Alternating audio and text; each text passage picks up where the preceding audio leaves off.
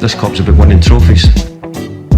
I'm inexperienced in a lot of those things. 3-0. Sorry for smiling there. Almost lost the cup and you win it. The new European champions, the treble, the dream come true for you. Oh, I can't believe it. I can't believe it. Football, bloody hell. But they never give in. And that's the winner. Welcome to the American Red Devils podcast. I'm John. I'm Alex. And we're bringing you the best Manchester United news from this side of the pond. Ooh, sir, how we doing? Another drubbing by the blue side of Manchester, putting on a clinic. City 3, United 1. United came out kind of hot with a thunderbolt from Marcus Rashford to answer his critics, sir. I knew he'd get a goal today. Just felt it. But it'd only be one goal. Could have used an extra goal. United kind of hung on in the first half. Some good saves from Onana, some decent defending. And then City turned it up a level in the second half, showed their class. United lost a couple of players, but really City just kind of rolled United. Phil Foden got a brace, and then Amrabat decided, you know what, Haaland, he should score after missing that sitter at the end of the first half. And, you know, I don't know what to say, sir. Feels like a little bit of a sorry for smiling moment. United, I'm a Manchester United Muppet, hardcore, do or die kind of guy, but right now it's like I can't wait for the season to be over. This season has been exhausting, excruciating. And City, the real thing is like, bro, that game was won before the players even walked on the pitch. They're miles ahead of us. And United, you know, showed a little heart in the first half, but second half we just got rolled. Yeah, you know, it was probably more like first 25 minutes. But, you know, at the end of the day, now I know what, you know, the Burnleys of the world felt like back in the mid-2010s when they were facing wave after wave at Old Trafford, hanging on, and then we would just roll them. I mean, that's what that was, dude. It was park the bus. We can't play whatever they're playing, whatever version of this game they're playing. We can't play it. And we had no choice but to just put every man behind the ball and pray that they couldn't break us down, and they did. I mean, it was a clinic out there. I mean, the second balls they won, it feels like of all of the losses, of all the L's, like, you know, Holland hit the Hattie last year, 6-3. We had the 4-1 as well, and then, you know, the Ole when they beat us 2-0 in that November 2021. They feel like they're getting better. I mean, really, like they're hitting. What's kind of amazing was it was just like you know, credit to Rashford with a thunderbolt strike. But then we got forward in a few other opportunities, and we like bundled it. Yep. And then City kind of really found their form, but they weren't nervous. They weren't nervous the entire time. They had that confidence. They were patient. They waited for the right opportunity, and, you know, they put us to the sword. And it's just like, it feels like Premier League versus Championship, you know. And I really do feel like the gap is getting wider. It's not getting narrower. You know, after the FA Cup, they cooked us 2-1, 3-0 earlier this season at our house, and then this 3-1. It's, you know, unfortunately, you know, they're probably the best team in the world right now. Probably. And Ratcliffe says he wants us playing the best football in the world. Surely today wasn't the best football in the world. They're not probably the best team in the world. They are definitively the best team in the world after winning the Champions League and the treble, sir. And like you said, it's like a chasm. The chasm is there. The chasm is widened. They have gotten better. They have unquestionably gotten better because they have this freak show called Erling Haaland that wasn't there when we lost 2-0, which felt like a 5-0, which I think Pep was doing as a sign of respect to Ole. If you remember how that game went, we had even less punches of City that game. Foden's like a world-class player now. Rodri's ridiculous. I mean, they're just like, they're brimming with talent. They've got the best coach in the world. And like you said, they're patient, bro. They had that kind of like, that confidence. Like they knew they'd get a goal. They had no doubt in the second half. Obviously, we looked a lot more brittle in the second half, even though I think they created way more XG in the first. But they just look like a team like we used to look. A team like United in the 09, 08, when we just had this confidence. We're like, we're going to score. We'll score against Southampton. We'll score against Villa. We'll get that goal. And they knew they'd get that goal, and they got the goal. And then they got, you know, a second one thanks to, or third one thanks to Amrabat. But they could have had others, right? Holland should have scored at the end of the first half and made it 1-1. And the real sad thing is, like I said, it's like this game, the biggest takeaway is like, Jesus, they have spent less money than us and they have that squad. And you're going to fire the manager, whatever. You're still going to be left with this fucking squad and $1 billion in debt, including transfer receivables and a squad to rebuild. And it's like, that's the most damning thing. The FA is not saving us, bro. The FA, they ain't doing shit. They are not going to relegate him. They're not going to take anything away. They've shown that. They're feckless, and they're indebted to some ways to City. So it's like nobody's going to stop City unless we stop City. So Liverpool, good luck. You know, my neighbor. No, don't say good luck to them, bro. No, they don't need good luck because they're miles behind them too, bro. Like City are way better than everyone else. They're in the above league. them in the table. They're above them in the by table. 1 So, point. like, you know, but you look at the City team, bro. Like they have depth. They have experience. They haven't played well this year, and now they're hitting form on the 3rd of March with 3 months left, and they're gonna, dude. I think they're gonna roll. But there's levels to this game. I want to just call it out. Like people trying to be like, it's not that bad. I mean, like, yeah, the scoreline's not that bad, but I've never seen United show up and turtle it like today. I mean, there was no even shout at like trying. We've seen playing counter ball with Ole, and it was way more exciting. The attack was way more sharper. We created way more chances. I felt like as a counterattacking team, United is dangerous. This team doesn't look well drilled. They don't look like they know what to do, like playing it out the back. All of a sudden we're doing that, inviting way too much pressure, turning the ball over. I kind of felt like route one counter is what we should have been focused on, but that was disjointed. This team doesn't know what to do. I mean, in any situation, we saw us play like amazing counter football under Ole Gunnar Solskjaer against City, and we did very well. It was never like 27 shots to 3. It was never no XG in the second half. Like today was just like a total capitulation of just 11 men behind the ball, like nothing going forward. And like, to me, that's just embarrassing. I feel a little bit embarrassed and ashamed as a United fan because it's gotten to that level where it's like, hey, we can't even play with these guys. And it has never been like that. You know, like in the last, they've got, yes, it has. Not that bad in my that opinion. 2-0 Ole was the same thing, bro. We created. I mean, I'm not defending. That was this players team. that gave up. Players that gave up for the manager. Well, defended but as like, well. so like these players are like, we literally go over there and we're like not going to leave our box. Like that's what we did today, and to me, that's kind of, we were never played like that, even when we were trying to like counter City. And I just felt like today was like a little much towards that end, and you know, a little just like, hey, like you said, a little bit of like, yep, this season, yeah, whatever. And you know, are you good? I'm good. It's just one of those things where, that's our 11th loss in the league. And we're how many points behind top 5 now? Well, now we're trying to make top 5. We're 6 points off top 5, and Tottenham have a game in hand. I mean, how low can we go?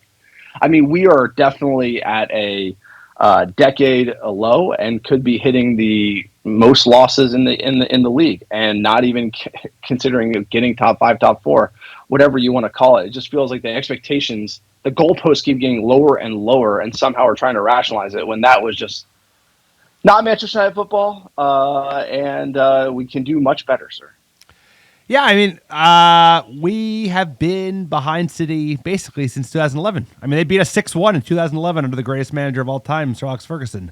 And they already had a better squad than us then. It's just that we had a better manager who was a fucking genius and like a Houdini in terms of turning things around. And guess what? The chasm is getting wider and wider and wider. And remove this coach, remove some of these bluffer players, like the chasm's still there. It's like you said, the City team has gotten better. They've gotten better, and we have not gotten better, and we've gotten worse, and we had a ton of injuries. Anthony doesn't help, I'll tell you. No, but like both left backs hurt. Right? Both of our left backs are hurt. 2 out of our 3 center backs are hurt. Both of our strikers sold were hurt. one of them. We sold one of them. Who did we sell? And the guy Region, who was on loan, we got rid of, and Fernandez, we basically sold. Yeah, but so like we also Region ain't saving us, bro. Like Luke Shaw, he's better than Lindelof. He is better than Lindelof. But like no Magoo, no Martinez, no Hoyland, no Martial. It's like we do have a lot of injuries, but at the same time, no Martial. I'm just pointing it out. I mean, if they were missing, that is our backup striker. If they were missing Alvaro Fernandez and Holland, they still beat us. But you know, there would be a difference. So I'm just factory working overtime today. But I mean, like, look, it's not good enough. It's like I'm not defending 11 losses in the league and like 6 points out of fifth place and literally not creating like any chances against City and like rolling over. Like, I'm not going to defend it. It's not good. This is a Rangnick type dead man walking, and we're headed towards the end of the year, and we're going to see how this goes. But like, we're more honestly, we got to get up for the Evertons. That's what it's all about for this team. Hey, Liverpool's don't get embarrassed. City, don't get embarrassed. Like, I'm not defending like don't get embarrassed. That's just not a way to play football at Manchester United for any. Like, it's insane to be even thinking like, oh yeah, we can't beat Liverpool. Oh yeah, we can't play against City. We just have to just defend and not do it. Like, I don't understand that rationale when we have like the players we have in this team. Like, they should, and could play better. Like, Ahmad's on the bench. You know, he looked pretty sharp when he came on. It's like he can't get any minutes. Like, I have no idea what's going on with this team. But it's frustrating all around, sir. We hate to lose to City. Tough taste in our mouths, and you're picking who you want to win the league, and none of the people you want to win the league, and that's just Manchester United these days. So onwards and upwards from here. And quick PSA for the podcast: if you're a Muppet and this one stings, you know, you should be supporting fan content. We don't have any sponsors. Check out our Patreon page, patreon.com/American Red Devils. Behind the scenes episode every single month. Tons of other benefits. Please check it out. Also, check out our store, AmericanDevils.store, AmericanDevils.com. Sir, tell them about iTunes reviews and other ways that fans can support the podcast. iTunes reviews and 5-star reviews wherever you listen. Great way to support the pod. And we're giving away free merch, even better. All you have to do is write a 5-star review on iTunes or Spotify and send a screenshot of that review to AmericanDevils@gmail.com with your mailing address, and I'll personally pick, pack, and ship some free ARD gear. Send it right to your door anywhere in the world. Here's a great review from Joshy J777. Best Manchester United pod. This podcast is the perfect blend of loyalty and reality regarding the fandom of the biggest club in the world. Always a great listen, and can't wait to see where they go from here. Hashtag Glazers out. Appreciate you, sir. Let's get into that game. All right, we got Man City 3, Manchester United 1 at the Etihad. Let's get into that lineup. We had Onana in net, Lindelof, Evans, Varane, Dalot backline, Casemiro, McTominay, Mainu, Fernandez. Full triangle there in the middle of the park with Garnacho and Rashford, sir. Interesting lineup from Erik ten Hag. He did change it up. How are you feeling about this one? There are injuries. I think given who we have available, this is probably the 11 you get. McTominay in midfield kind of makes sense. An extra player to defend. And Lindelof, it's not great, not ideal, but Johnny Evans and Varane, they held in there in the first half. But that's the 11, sir. I don't know what you thought of it. I don't know who else you could kind of punt in at this point, given what our bench looked like going into this game. No, look, I think he came out with the diamond. Apparently, Villa's run that against City. Frustrated them, try to overwhelm the middle of the park, right? I think the strategy did work for the first 20 or so minutes, and some of the attacking quality was not there. But let's jump into it. United start pretty hot here with this Rashford chance. Like I said, I think the tactics kind of came out. It did work. 8th minute. And McTominay arrives in support. So does Rashford. Oh, what a goal! And what a moment! What a day to score it! Well, we have that, sir. Marcus Rashford with a thunderbolt as the away fans enjoy themselves. They gave him something to enjoy today. Like you said, there were some chances, but they were all in the first 25 minutes. And the other one that was notable was over the top Marcus Rashford. He had like a one-on-one, totally had a bad touch where I think Højlund would have done much better because we've seen him do that. But what do you think of Marcus's opening goal? Amazing goal from Marcus. Exactly what you want here to start the game. This is like amazing. Against run of play, City came out full of piss and vinegar all over us. They were already turning the screws in the first minute. I was having like FA Cup final flashbacks there. And then to hold and then get this chance, Bruno did well to Rashford. Amazing finish. Probably one of the goals of the season. Unfortunately, we didn't make much more of the attack from here. I think Rashford hysterically whiffed on one as well. Another through ball on the break. Garnacho had a chance but didn't come through. City this was always how we were going to get after City.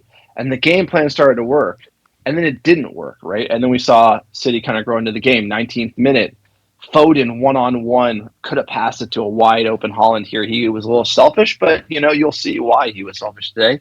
34th, Onana with a big diving save on Rodri. Onana with a strong game, another strong hand. And then here, City kind of growing into the game more. Holland should have scored this one. This is if City draw points today, this is the game. This is game of inches. I mean, I could score this one. I think he went with the boot. Should have gone with the head here in the 45th minute. Holland on the doorstep. I think this was 0.9 xg. It's like a guaranteed goal. Headed across line right to the giant Norwegian, and he blasted over the bar. I felt like when you see that happen, you're like, maybe. I know. Don't do it. But I knew. I already knew. I knew that it was a question of when they would score the first one and then how fast after that they would score the second. Usually when John says I could have done that, he's blowing smoke. This time all he had to do was put a chest on it, put a head on it. It's a goal. It's a head. He was free. Yeah, head. And he's a fucking monster. The guy's 6'4". He had to work hard to not score it. But like you said, they should have gotten a goal. I think Onana had a good half. I thought the center backs played well. But we got too negative, like you said. It's like it worked in the first 20. We had some good counters, and then we just I don't know. We ran out of juice, or they just turned on this. I think they just turned on the class, is what we saw. No, and then you're okay. Let's get in at halftime, up a goal. Let's go. But for me, the one thing that was really clear what was happening is Doku was having all their attack, and he was horrible. He was actually really bad in the first half. He should have done so much more with the ball. Delo did a good job at covering him.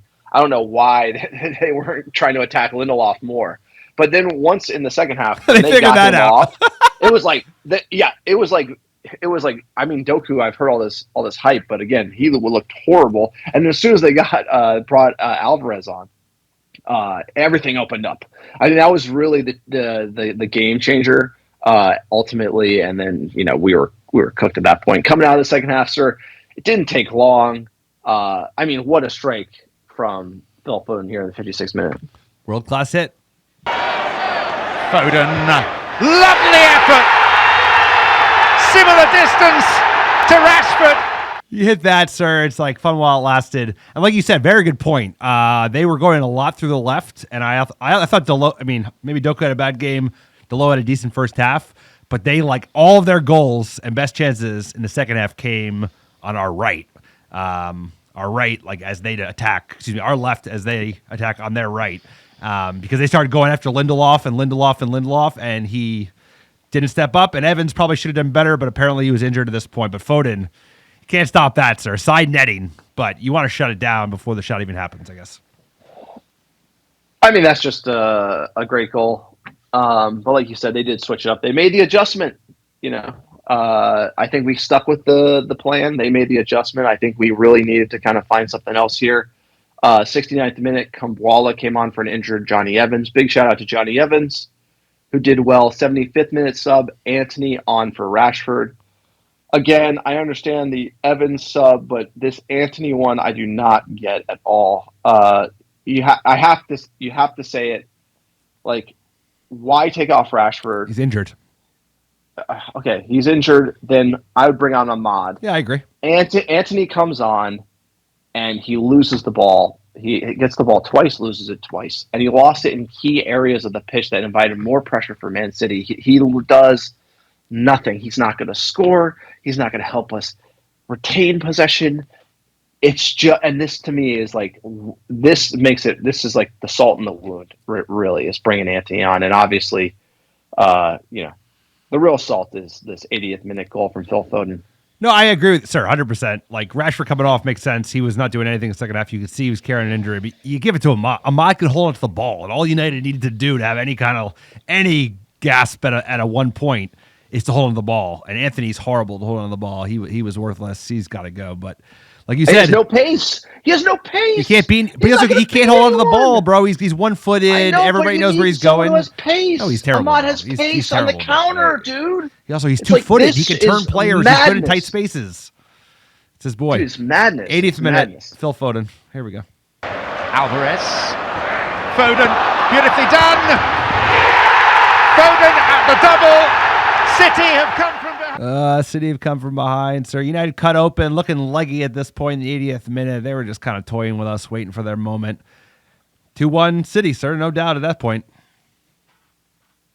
I mean, another great goal. It is a great goal. The real thing is like, okay, you got the you go from Wout Weghorst, you just like the manager refuses to stop playing. Then he buys Anthony for how many millions? And then it's like he can't stop playing Anthony. So and it's like Anthony's not helping us at all. City score, and then it's like, all right, you know who we need? We need Forson. He's going to help us score.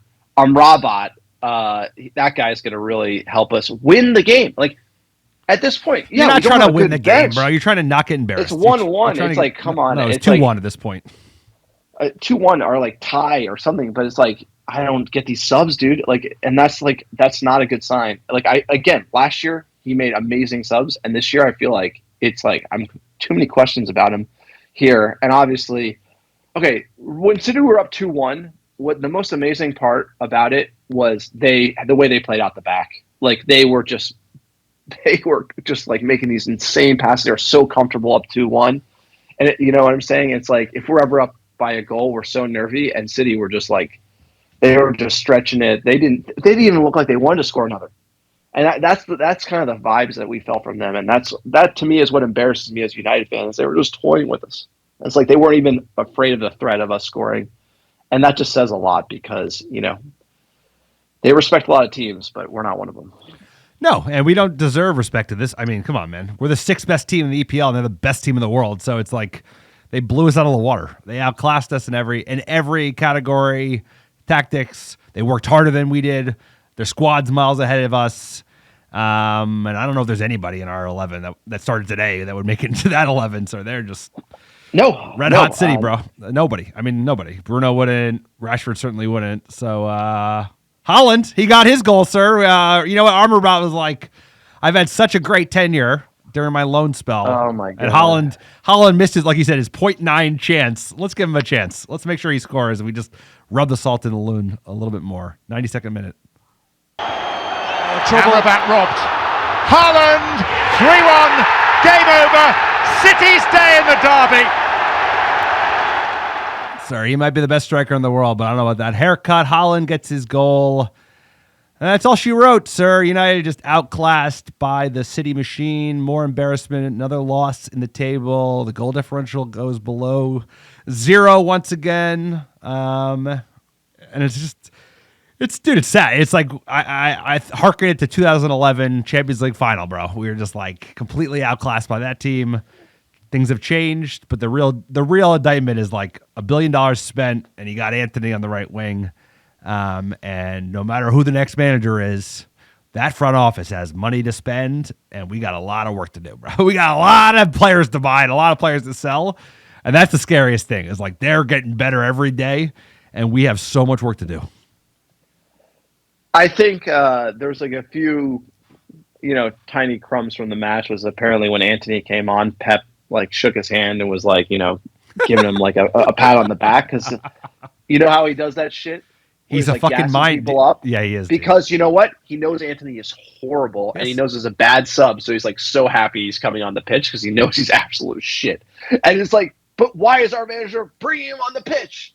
That's what I don't understand, dude. And it's like everyone knows that. Like you and me are like, dude, don't bring him on. It brings him on, loses the ball, gets the ball again, loses the ball. Like does nothing for United, right? And it's like at that point it's 1-1, and I just really have to question like what is he doing? That to me, you can't understate. Like, there's no way he should be anywhere near that field. Like, if you brought on Rabat at 1-1, like for Rashford and try to just lock it down, totally get it. And if he passes it to Haaland, whatever. But my whole idea is like Anthony is not helping us win at all. He's not going to help us not lose either. And it's like he's come on the pitch and saying that drives me nuts. Also, City worked like dogs, dude. They outworked us like by a mile. Yep. Every second ball they were right on it. They rubbed in our nose. They let us know. They outplayed us on all levels. The flicks, everything, the 1-2s, like it was men against boys. And I haven't felt it like you said. Maybe Barca. I felt like we should have I felt like we should have beat Barca. Not an 11, bro. Their squad. I mean, I felt like the Rooney goal, like there was some fight in Nah. this team, dude. I agree. This was like, the gulf is so wide where it's like, we try to just like worrisome. The gulf is so wide. It's like how are we going to And- overcome this? I know we're hiring like really smart people in the front office, but it's like, holy shit, bro. We need another billion and a decade. Yes. Maybe not a decade, but you basically need to make. The question is, how many right decisions can you make? What percentage of decisions can you make that are correct? And right now, I would argue Manchester United make about 5% decisions that are correct. If you make 50% of decisions that are correct, you could do it in 5 or 6 years. But it's just going to take a lot of time, and it's going to depend on how much money are we willing to sell Anthony for. Nothing, bro. You know, and that's really the main issue at Manchester United. But like, sir, the XG 2.81 to City to 0.14 to United. I mean, absolutely nothing. X threat, same way, 2.63 to City, 0.55 to United. Possession, 74% of the ball to our 26. City had more shots on net than we had in possession. They had 27. Field tilt, 90.6 to 9.4. They had 90% of the touches in our third. That stat, I don't even think you'll ever see again. I mean, like, this to me is like United didn't have that against playing these teams in League Two. We didn't have that playing against the worst teams in the league. And it's like, that is an indictment of what today was. And so I'm just not going to defend it, man. It's like 90% of the touches we had nothing doing. And there's just two different teams playing two different sports ultimately. And, you know, like I said, 27 shots to City to our 3-8 on target to our 1. Just cooked, absolutely cooked, dude. And we're in 6th place, 44 points, 27 played. That is 6 behind Tottenham, who played 26 at 50. Villa, 55 points, played 27.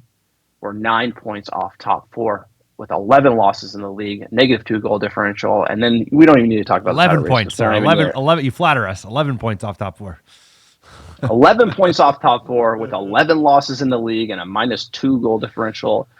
And we're playing that type of football. It's like, what direction are United headed in? Are we on the rise? Like, where are we headed? And it's like, that's my major question about this team is like, what is going on? Like, this is not good. That's why you and me are talking about like, hey, end the season, because we are not headed in the right direction. I mean, shit, bro. We haven't been heading in the right direction for a decade. We had a full stall last year, obviously, because, you know, everything that went well last year is not going well this year. And all the problems still persist. It's like, you know, we just have a new kind of ownership structure in the last 2 months. Those guys aren't even in. Omar hasn't even, like, our new CEO hasn't started yet. Yeah, Brailsford's there, but like our director of football, who we're trying to hire, hasn't even been confirmed yet. He won't start until the summer. And we've got a lot of work to do, bro. We got to find a new manager. We need to find, like, how many new players we need? We need at least a dozen new players.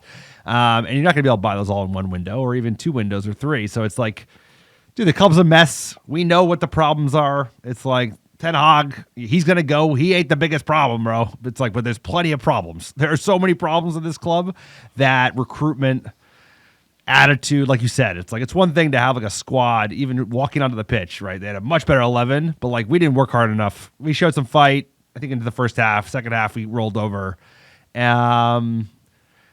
Bro, the bench. It's just like, I got nothing, bro. I got nothing, sir. It's like, no, it's a derby. I mean, like, no, for me, it's more like 2 years with the manager, and it's like we should be heading in the right direction, right? And it's like, you know, the most net a lot of injuries. I mean, there are a lot of injuries, but there's no excuse. The most net spend of any manager since Sir Alex Ferguson.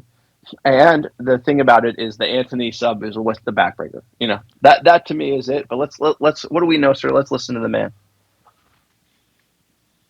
You didn't have a lot of possession and you didn't have many shots. Did you actually deserve to get written out? But football is not only about possession. Of course, you need the ball to score a goal. And I think we scored a brilliant goal by the start, but also after that. I think in the first 20 minutes we had some opportunities more. Also before, if Garnacho passes that ball in the first moment to Rashford, that was not a good opportunity. And also after it as well, Rashford had more. And I think we defended brilliant out of possession. And on defining moments, we didn't have it on our side, because just for the 1-1, I think Rashford was in another break, and just before the 2-1, there was Garnacho in a breakthrough. So I think we were really close to win, or at least get a draw here. You're obviously I'm good. I got enough excuses With, coming out of my Calvin. mouth to listen to more excuses from him. So, like you could tell, like how everyone's ready to get rid of a manager based on like when you're sick of hearing them. Also, so the sub, bro. It's like I know everyone's making a big deal of that. It is egregious to put Anthony on. But he's, where he's at, bro. He's like fighting for his life. He's like a couple games away from getting sacked. So that's what managers do when they're in a desperate position and they're fighting for their life. They play the guys who they think are going to work harder. And you know what? He probably would have been better served in a variety of ways because he couldn't have played worse. Like I said, Amrabat, that made sense on paper. He just played like shit. But Ahmad has to come in there because Ahmad's a better player than Anthony. And the manager, bro, he's got, sorry, you know what? Like, it's going one direction. The sooner the season ends, the sooner we can get the new fucking personnel in, the sooner we get some new players in, a new coach, his new staff, the better. Hey, we'll see. I mean, I think we know. But a manager's not going to fix everything. Also, it's like no, we need obviously years not, and years no. of proper oversight and good scouting, good recruiting, and good buying and selling, and we haven't done any of that. We haven't done any of those four things for a decade. So we got a lot of catching up to do.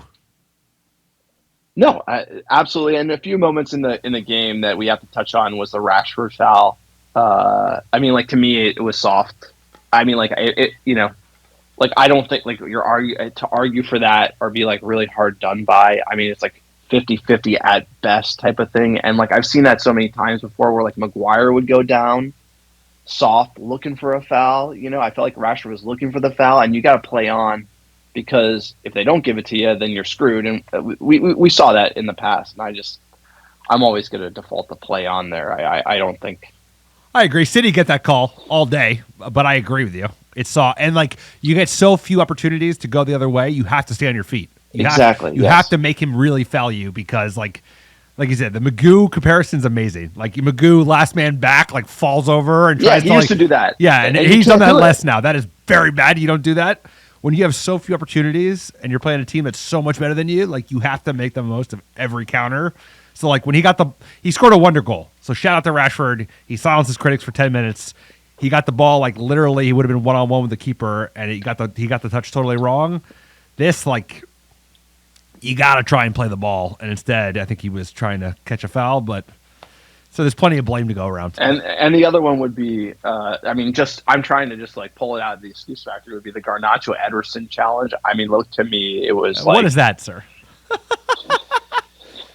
That's a foul, isn't it? It's not a penalty, but like, no, are they allowed to do that? Ball. He played the ball, yeah. Like keepers come hard out of the box. It's like, and he got the ball, dude. He got the ball. Yeah, but it doesn't matter. I'm not defending. If Garnacho touches the ball, it's subjective, but if Garnacho touched that ball before Ederson got the meat of him, it would have been a foul. But Ederson got there first, and that is determinant. He also got the man, but he got the ball first, and like quick VAR check, sir. I don't care about the call. The call didn't change the day. Like we lost. We got beat by a better team, bro. Yeah, every facet of the game. It's like. No, just like people edging these like little things. I'm like, bro, they absolutely played us off the park. Look at the stat sheet. We like were turtling up. It's like that's all I need to know. It's like I had to bring it up because like people are like United fans. I feel like we're eating ourselves too, like on social media. Like we're great. It's horrible. We're absolutely great. Like we're like it's like everything's going great at United. Like Anthony's great. Everything's great. It's like never heard anybody. First of all, I never heard anybody say that. Come on, people like. Dude, the United social media accounts like tweeting out like Anthony. It's like here's the deal. It's like it's okay for everything not to be great. It's like okay to like suck. It's okay to have a shit year and want to forget about it. It's like that's all right. And it's like I feel like, hey man, like we all thought this season would be a lot better. It's not. Johnny Evans is playing for us.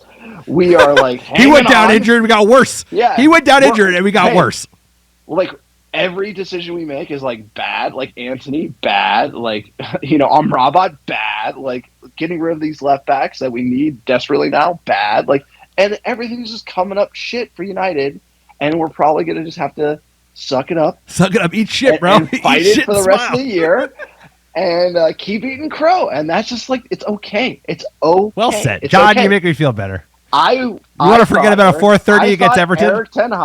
I thought Eric Ten Hag, when it came to United, it would be a long-term project. We wouldn't spend $80 million on bluffers, and we wouldn't sign Casemiro. I thought we would do it completely differently, and I thought he would legitimately end the era of Pep and Klopp. I thought so.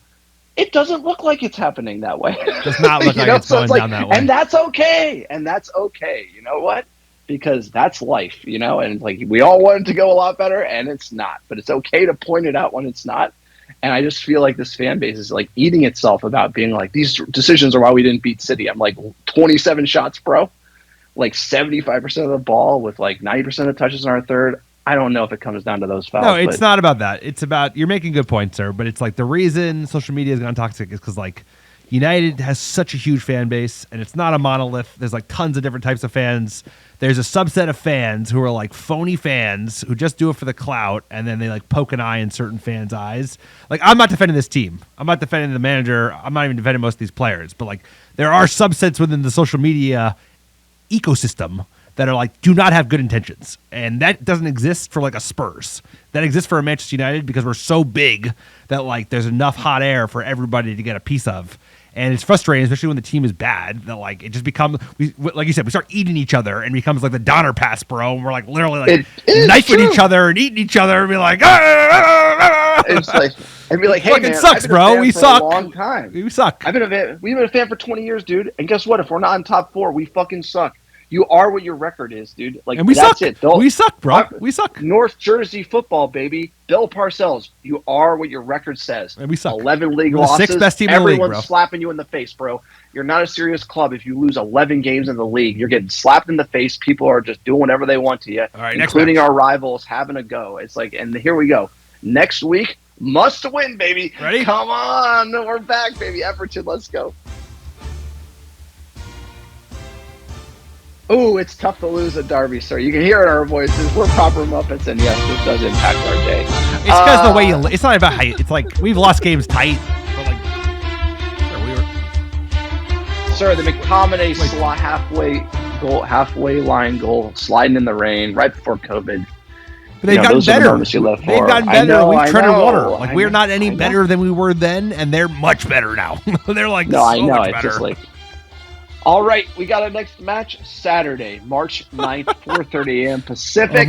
I'm good. 7:30 a.m. Eastern. Early wake up for the West Coast Red Devils. Come on. We're playing the Toffees, the Evertonians. Fighting for their life. Fighting for the life at the bottom of the table. 10 points. Now it's 6 points.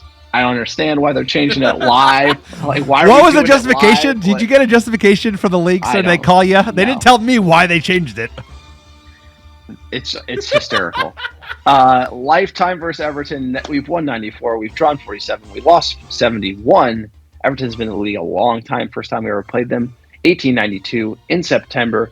Everton beat us 6-0 in Division 1. Oh, last 5. We've won 4, lost 1. Sean Dyche, hard O. He's a hard O.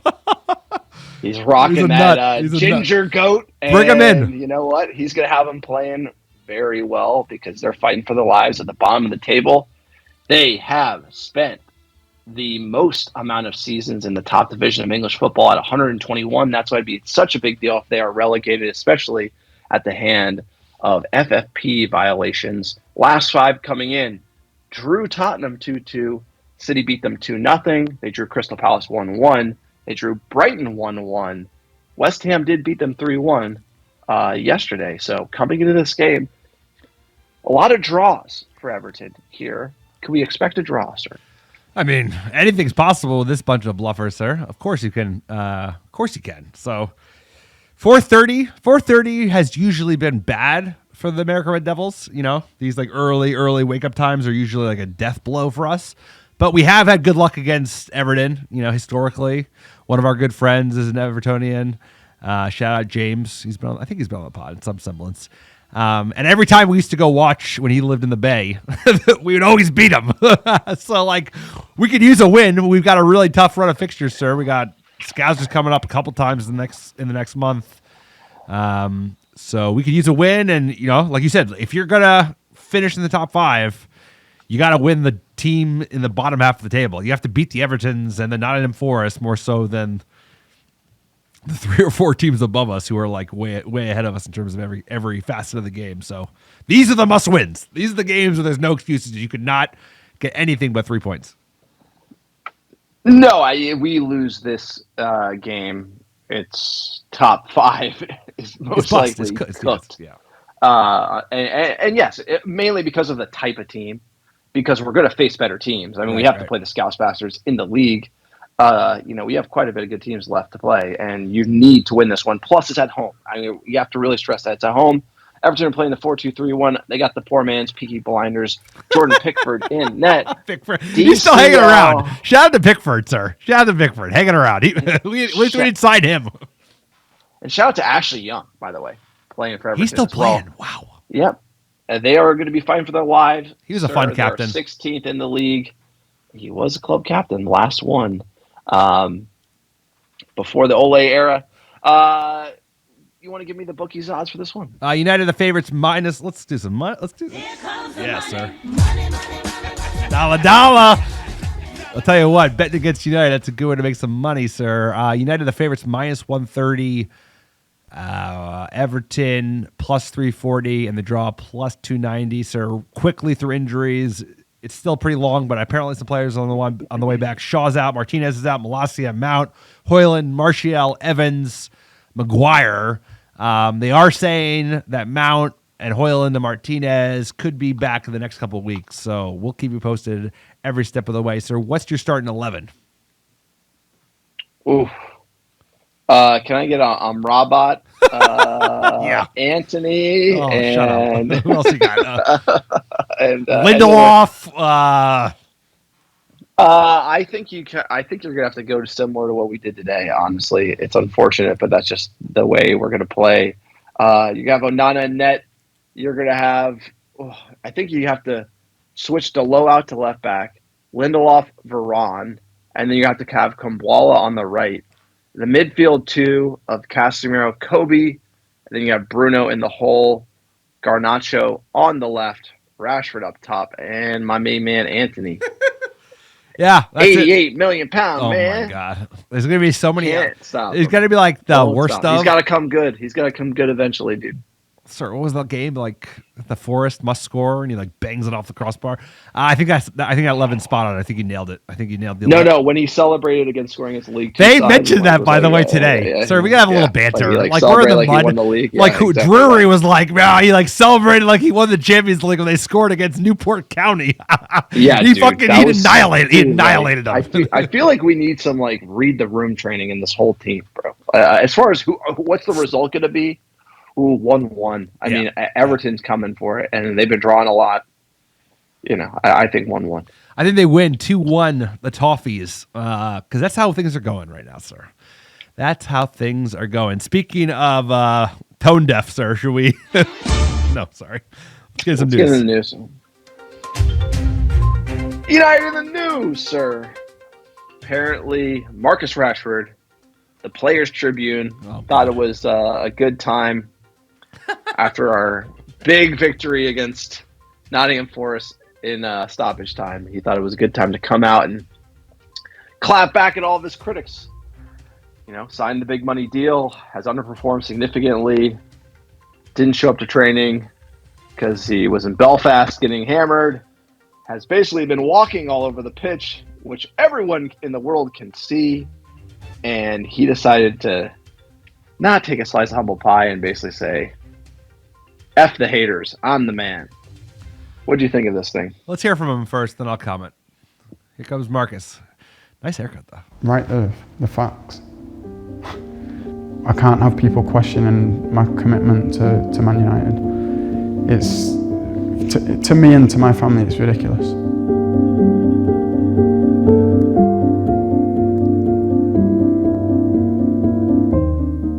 I always say to them, if you put yourself in my shoes, would you respond to lies 24/7? Like stuff that gets written about me, like 90% of it is false. The most recent thing in the media was more of of that. To me, it's not new. To my family, it winds them up a little bit. They want the publicity. They want the attraction. They want people talking about anything as long as it's got their name in it. And a lot of the stories that I see about me is pretty much that. You know, there's one or two facts about the situation, and the rest, someone's just gone off on their own and continuing to guess what a night out or a day with me would look like. And it's difficult to stop them from doing that, but my thing is, I don't want people to be fickle and question stuff about me that, in my opinion, they should already know. Let me comment on this. I think Marcus Rashford, I think in his heart, he's a good lad. I just think he has been misguided at times. He's surrounded himself outside his family. Like some of the players he's gravitated towards probably have not been the best influence, right? Like a Paul Pogba, Jesse Lingard. We know how good he is. It's like, I don't want PR videos. I don't want like some like the fucking piano, like talking about how much, just show it on the pitch, bro. It's like, you don't have to score 30 goals. You don't have to score 30 goals. It'd be nice, but you just need to work hard and you need to run hard for 90 minutes. Like right now, we're only playing a game a week, so it's not that hard. Like one thing, if we're playing every 2 days, like we were at times last year, but like we're playing a game a week, and all I asked you to do is run for 90 minutes because you're getting paid, what, $1 million a month more. So I don't like these type of things. Do this in the summer. It's like, this is not helpful for anybody. It just like, it puts more of a target on your back, on United's back. And then when we inevitably like fall on our face like we did today, it means all the jackals are coming out for you, bro. It's like, this is the last thing we should be doing personally. So I don't like this. How do you feel about this, sir? Social media FC, dude.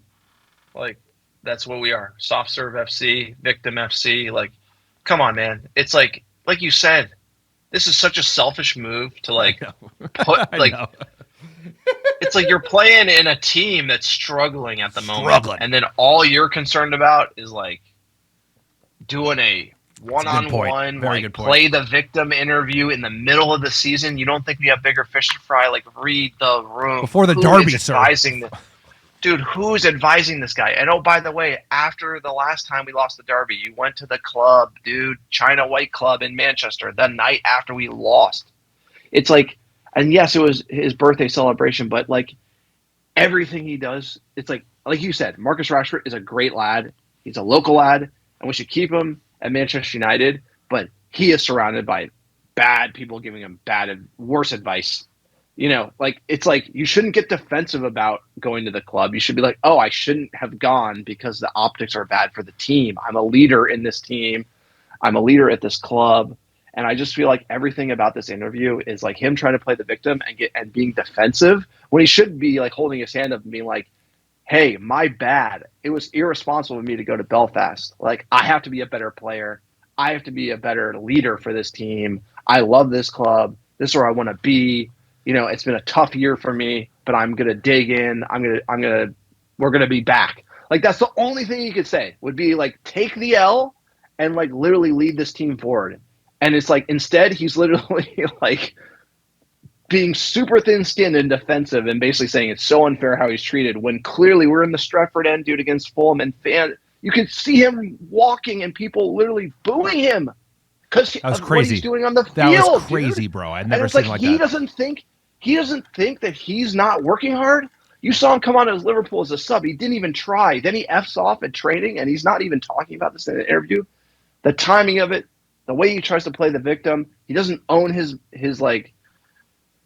errors, and it's just very tone deaf. And I think he's just being advised poorly by people who are around him, because it's clear as day that Marcus Rashford has not had a good year, and the fact that he's like wants to play the victim, it's like, give me a break. And then by the way, the manager comes out with a one-on-one interview this week as well. I feel like we're all about the interviews, the social media. It's like, how about we just shut the hell up and focus on trying to beat City?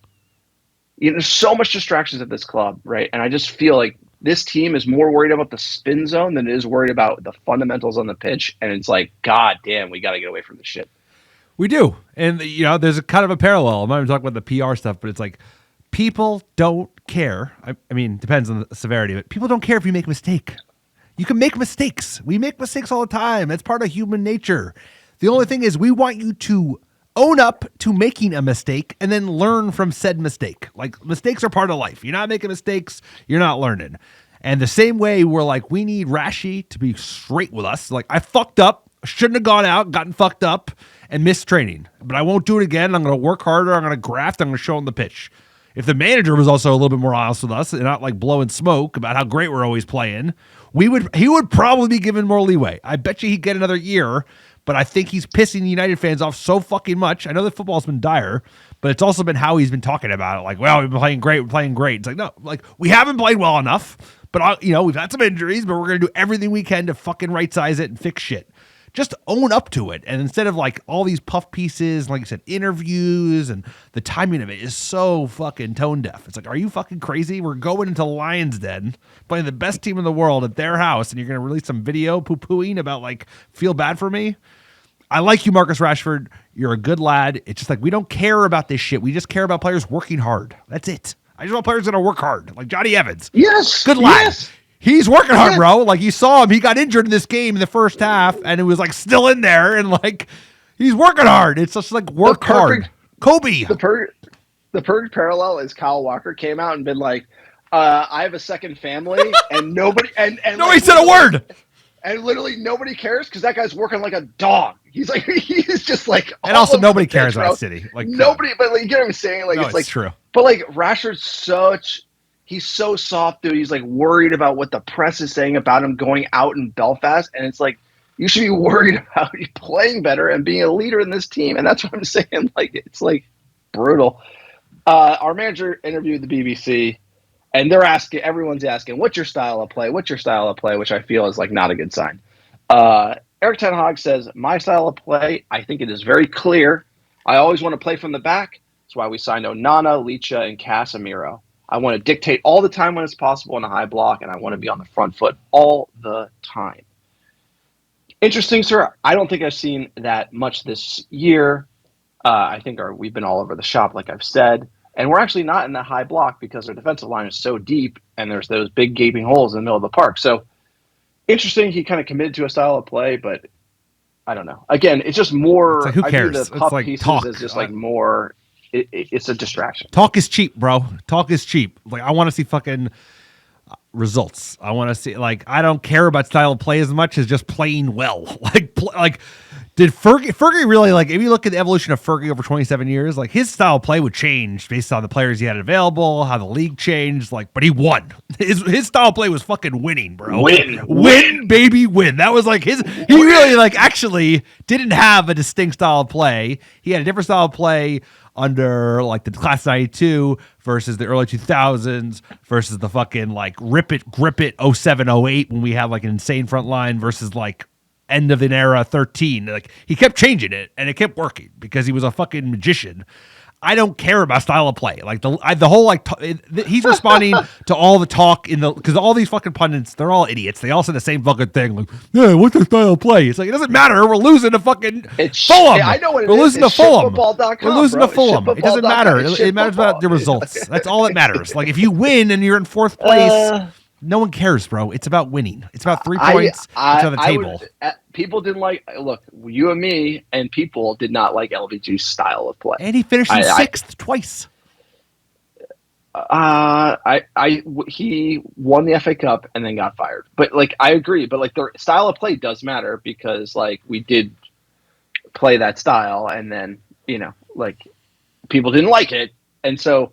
I do agree. It's a balance, though, and I feel like we're definitely on, like, the shitfootball.com. We don't want to be. Last bit of news here before we get into fan questions. Ashworth met up with Graham Potter. This gives me nightmares. Again, Ashworth and Potter worked together at Brighton. Crazy. Potter's been crazy. hanging around the hoop. And I feel like let's get Ashworth in, then we can talk about Potter. I really don't need to go down the new manager road because we just got to get Ashworth in. That's kind of, I'm just punting on this because I just don't even want to think about it. No, I agree. Like, who cares? De Zerbi, there's some smoke this week. I thought FFP, they're changing the FFP rules again, so I thought that was kind of interesting, right? They're going to do it as like a percentage of revenue, which makes sense than just picking like a straight 105 over 3 seasons figure, so that makes sense, but like it's all about how you You have to enforce them equally. Otherwise, like, financial fair play doesn't matter. Like, if you punish Nottingham Forest and Everton, but don't punish City.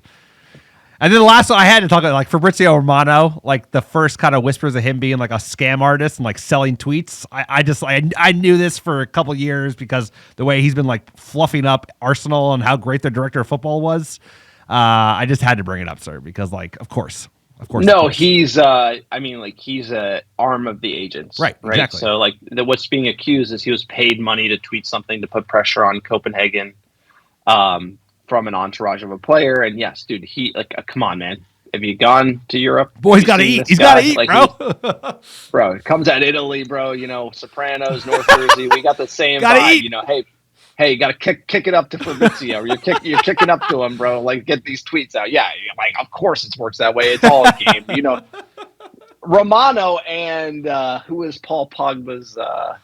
Who is that guy? Riola. Like, Romano and Riola, those guys are arm in arm, right? No, they were boys. They were boys. Exactly. Romano rise in the game. Riola, they're playing dirty. They know the game. It's not like dirty, but you know, it's just the whole like.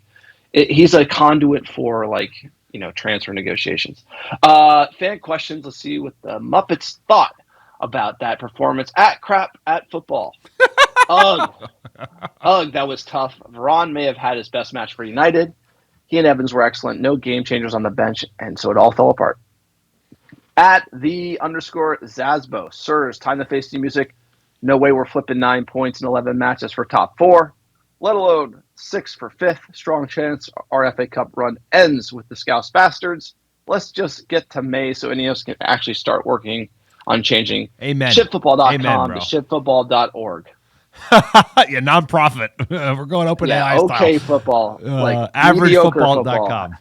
Average but watchable football. Keep going, sir. The fans are going to do a better job than saying anything. I have nothing useful. Average but watchable. That's what I want. I'll take it. At Love the Bulls 18, quote, you can tell Erik ten Hag threw in the towel after the second goal while the team threw in the towel after the first. That's great.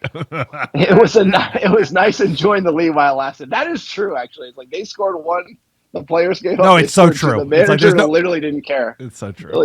It's so like Rashford is clearly the best player to score a goal on the field. He took him off and put on Antony. He was walking, bro. He was walking. You're driving me nuts. He's the only player, dude. Him or Garnacho are the only players who are going to score that goal. That's it. And it's like Antony ain't going to beat nobody. No, he ain't.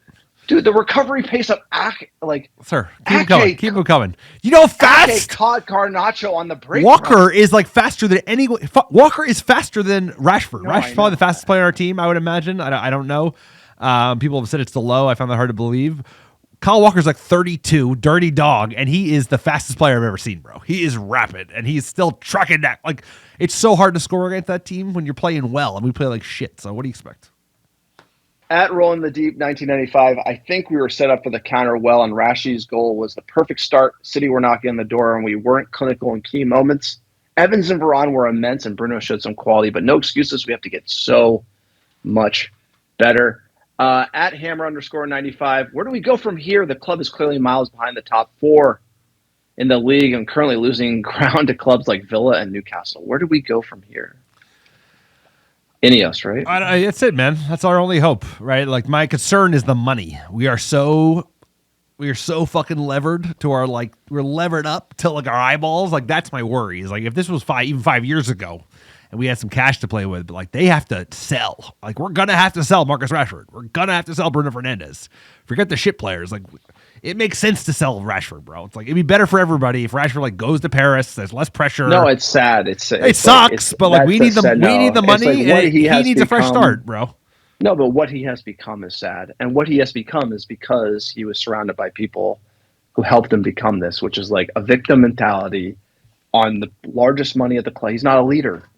It's like doing this Players Tribune thing is like a me move, and it's like that's exactly what's wrong with United, dude. That's exactly why he won't be the captain of United. That's exactly why he won't break Wayne Rooney's record. And it's sad. It's like really sad. He should have been that person, bro. And it's like something changed.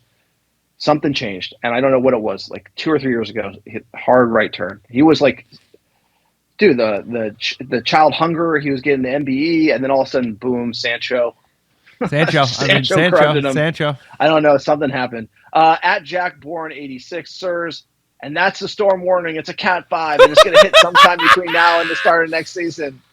Inexcusable from Ten Hag across the board. Absolutely embarrassing, and he sent the stat sheet showing basically we had no threat of attack. Keep going. And at Randy Scrandy here, quote, scoreline is extremely flattering. We asked City to come at us for 90 minutes and got exactly what we deserved. No attacking outlets at all after the lucky Rashford goal. We set up like a team fighting relegation rather than going for it, and we were punished 11 league losses. Anything there, sir? Sir, there's always next year. At Bry Guy 666, we'll end on this one. Are we surprised by that result? I mean, come on. That banger from Rashford was amazing, but I knew we couldn't hold on. Too many bluffers and young lads on the pitch. The season's cooked. I mean, nobody thought we were winning. Fuck all. Like, nobody thought we were winning the game. It's just not fun watching this team. No, play. it's not. This is it. It's just not fun watching this team. No, it's play. not. It's not. And that is the biggest indictment of Manchester United. And they haven't been fun for years. There bro. it is. They haven't been fun for years. We were in the Stretford end, and nobody was that excited. And it's because it's not fun watching this team play. And that has to change. And so you can lose. You can get 7. But Manchester United have to be fun to watch play because this fan base is the most loyal fan base in the world. Love this club, sir. And we want to see encouraging signs. We want to see green shoots coming out of the ground after that forest fire that took everything out, and we want to see something that we can get behind. And when we can, this fan base is incredible, and it will come. There are green shoots. There are green shoots. There are very few, but his name's Hoyland. His name's Rashford. Not Rashford. His name's Hoyland. His name's Garnacho, and his name is Kobe Mainoo. And those are the green shoots. Kamwala, we'll see, but those 3 are players. Those 3 are starters. Those 3 should start in our 11 for the next 5 years, and I'm trying to be positive. The positives are Ineos. No, but in the football, like when you watch the football, no, it's not going to happen under this manager, bro. It's that ship is sailed. The ship is sailed, bro. You're starting to see like the style click. You're starting to see the youngsters grow up. You know what I'm saying? You're not there yet, but we're coming. No, we have individual people quality. Know we're coming, right? No, we have just like you saw Arsenal. You're like they're going to come. We saw Arsenal. That has been a linear trajectory, bro. And it's like they made the right moves, and they've been coming for a long time. They're here now. They've got one big move to make left, sir. They've got the biggest move left. Yes. And that's going to be the hardest move to make. But if they make that move, they could win, like, literally Champions League. Yes, and I just want to see us on that trajectory over the next couple of years. Remember, it took them 5 years with a proper deal left because they were fucking around with an American owner like we were. And then they finally, got serious, and the Sun got involved, and they hired a real DOF. So it's like we need probably 5 years, right? 5 years and a lot of pod therapy. That was a good one, sir. What a podcast. Tough loss. I always feel better after. I always feel better. I feel like I got off my chest. I feel way better. A tough derby day, and this is my son watching and everything. It's like, it's brutal. But look, that's the podcast of like the Miracle Devils. For fans, by fans, no sponsors. AmericaDevils.com, AmericaDevils.store, Patreon.com/AmericaDevils. Sir, give us our top 10 downloads last 7 days. Number one, how you doing? How you doing? Los Angeles, California, Dublin, Ireland, Chicago, Illinois, New York, Oslo, Norway, San Francisco, California, Houston, Texas, Charlotte, North Carolina, San Antonio, Texas, and Washington, D.C. Appreciate all you listening week in, week out. Couldn't do it without you. ShiftFootball.com. End the season now. I'll see you in August. Hey, we always got next year, sir. That's my motto for now. For the rest of the season, we always got next year. I'm a robot. I'm a rombot. Pass it to the other team. Are we going to sign that guy? Are we signing that guy, bro? I think we're good. I'm a rombot. He was good in the World Cup. He was good in the World Cup. Anyway. What's the one rule? Never sign international players off the international tournament. I've always said that. There you go. Sir. Sir. Leave us a song. We've seen it all. We've won the lot. Man United, and we're never going to stop. Appreciate all the American Devils listening in. We couldn't do it without you. We will see you guys after Everton.